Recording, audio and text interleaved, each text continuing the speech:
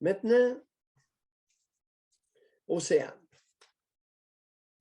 Océane, c'est toute Bon, une histoire. je suis vraiment contente. C'était ça, je voulais vous parler hier. Je suis vraiment contente que vous l'ameniez. Alors, qui est Océane? Vas-y.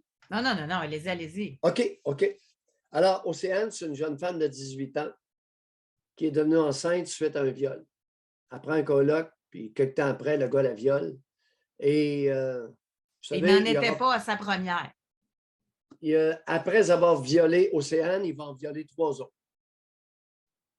Alors, ça vous donne une idée. C'est un vrai violeur avec violence. L'histoire particulière d'Océane est la suivante. Et je n'interprète pas, je vous sais. Pendant des semaines, la jeune femme de 18 ans nous apprend qu'elle est restée cloîtrée chez elle sous le choc. Je ne bougeais plus, je ne voulais plus rien faire. Apprendre qu'elle était enceinte lui a redonné le goût de vivre.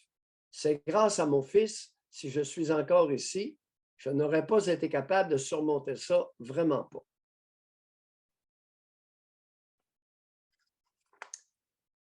Le violeur est en prison, décide d'aller devant la cour et d'obtenir un test d'ADN. L'enfant d'Océane, le fils d'Océane, est vraiment son fils. Et là, ça se met à mal aller. Ça passe en cours. Il y a le test d'ADN. En tout cas, les procédures continuent de plus belle devant la juge Isabelle Germain. Je dis que je nomme son nom, la juge, parce qu'ici, il n'y aura aucun problème de misogynie et de sexisme. C'est une femme qui est juge. Puis elle suit ce qui est écrit par le gouvernement comme loi. José, je te rappellerai que ce n'est pas encore passé devant la Cour d'appel. Et j'ose espérer que, compte tenu du sérieux de l'affaire, ça va se rendre devant la Cour d'appel. Et compte tenu qu'il y a des députés libéraux, il y a Véronique Yvon, vu que c'est rendu en plus sur la place publique, puis qu'il y a des politiciens qui ont décidé de s'en mêler, ça peut peut-être changer. Avant de changer, on va d'abord avoir la décision de la Cour d'appel du Québec, d'accord? Avant de faire des changements. Et des hystériques comme Marois Risky, on n'a pas besoin de ça. Ça m'a comme jeté un poignard dans le cœur. Marois, ton hystérie, là, on n'a surtout pas besoin de ça. Bien, si elle ne parle pas, ça va être qui, là? Quand vous dites des problèmes de femmes, il faut que les femmes soient là et que les hommes se tassent. Correct. Maintenant, le point de vue de Maillot. Comment ça, correct? Oui, je suis d'accord. OK. Non, correct. Je n'argumente plus là-dessus. Moi, j'ai toujours cru que l'hystérie était très mauvaise conseillère de la raison. As-tu crié? As-tu crié? As-tu fait une esclandre ou elle a dénoncé la situation? Ça m'a comme jeté un poignard dans le cœur. OK. Pas trop ça, intelligent. C'est de l'hystérie, ça.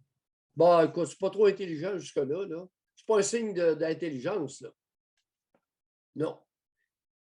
Point de vue de Maillot. Inquiétude. Océane avait 18 ans. Océane a été pris en charge fort probablement par la CAVAC, le Centre d'aide des victimes d'actes criminels. Je recommande fortement, pour ne pas dire j'exige, qu'une enquête soit menée sur les services qu'a reçus Océane de la part de la CAVAC.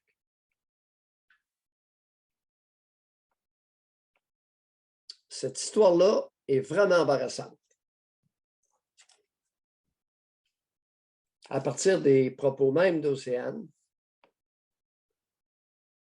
cette histoire-là est vraiment troublante.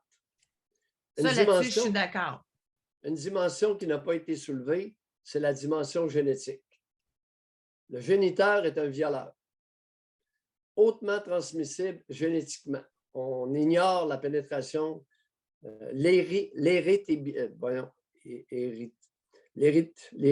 pas l'héritabilité. L'héritage? Non, l'hérédité. En tout cas, on ignore l'hérédité de cette chose-là, mais c'est héréditaire. C'est une tare héréditaire.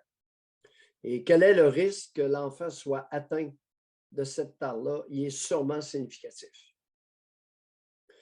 Mais il y a cet aspect-là, mais Doc, en plus, qu'est-ce qui fait qu'une jeune fille de 18 ans, que ce soit un bébé, fait lors d'un viol, qui soit ce qui l'aide à passer à travers cet événement-là? Était où sa mère? Était où son entourage? Était où? Puis j'apprends en plus que dans je n'ai pas la statistique, mais c'est en haut de 20 aux États-Unis, les femmes victimes de viol qui gardent leurs enfants. Bon, aux États-Unis, il y a la religion, il y a la politique, il y a l'avortement, il y a tout ça, là. Mais au Québec, là, qu'est-ce qui fait qu'une jeune femme de 18 ans, suite à un traumatisme comme ça, le fruit du traumatisme, ce soit ça qui l'aide à passer au travers, ça ne marche pas? À ce stade-ci, je ne recommande pas une enquête publique au niveau de la CAVAQ, mais une enquête du ministère qui est responsable de la CAVAQ. J'ignore si c'est le ministère de la Santé ou le ministère de la Justice. S'il y en a qui le savent, dites-nous-le. C'est probablement un des deux ministères, soit la Justice ou la Santé. Mais la CAVAQ, le Centre d'aide des victimes d'actes criminels, relève de quel ministère? Enquête. Qui sont les femmes qui sont venues en aide à Océane? Quels services ont-elles offerts à Océane s'il y a eu des services offerts? Quelle fut la qualité des services offerts à cette très jeune femme-là?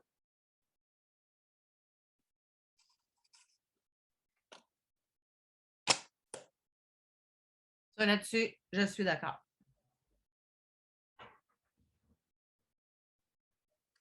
Personne ne va soulever ça sur la place publique à part Mayotte. Personne. On pourrait en parler jeudi. Pardon? Comment? On pourrait en parler jeudi à Choix FM. Ça pourrait brasser la cabane. José, n'oublie jamais que tu es le seul chef d'orchestre dont j'accepte la direction. Fait que je vais en parler à l'équipe, puis ça devrait être ça. Si vous êtes d'accord. Ben oui. Parfait. Tu vois la mesure et je joue de l'instrument. Mais je vous le dis tout de suite que je vais vous astiner, par exemple, sur Marois. Oh, parce que ça n'apprend qui dénonce, peut-être maladroitement, peut-être émotivement, mais il faut que ce soit dénoncé. Tout ce volet-là, je suis d'accord avec toi. Okay. Alors, non, on ne s'astinera pas. Non, pas là-dessus, okay. Parce que je respecte le point que tu amènes. OK, parfait. Je suis d'accord.